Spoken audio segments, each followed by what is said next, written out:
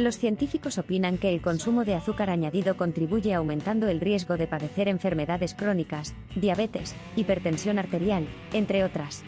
De hecho, uno de los sospechosos habituales de la mala alimentación es el azúcar.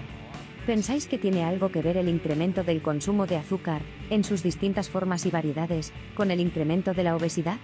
¿O con el de algunas de las enfermedades más frecuentes, como la diabetes tipo 2? ¿Está detrás de algunos problemas dentales? Es evidente que algo tiene que ver. En el Estado español, en las últimas 2 décadas el consumo de azúcar se ha incrementado en un 20%, y hoy en día el 75% del azúcar consumido lo es vía indirecta a través de otros alimentos.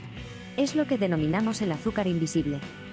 Hace algunos años, la multinacional Beneo publicitó una macroencuesta que había realizado a más de 4.000 personas consumidoras, donde se ponía de manifiesto que el 63% de los encuestados intentaba reducir la ingesta de azúcares.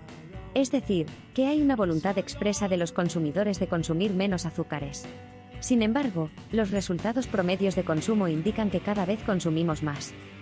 Hay que resaltar una paradoja en todo este planeta azúcar en el que estamos inmersos. Se ha observado un cambio de hábito en los hogares. Desde finales de la década de 1980, el consumo medio de azúcar de mesa por habitante en España ha descendido a la mitad.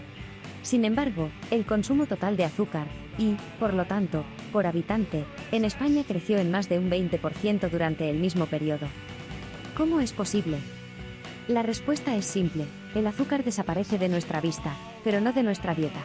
Hoy, más del 75% del azúcar que ingerimos nos llega incorporado en los alimentos elaborados.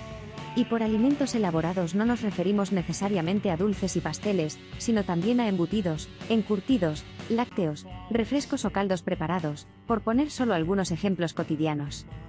Así pues, el azúcar que consumimos no se limita a los terrones, sobres o paquetes, lo que habitualmente llamamos azúcar de mesa. Este es el formato únicamente de 1 de cada 5 gramos de azúcar que tomamos.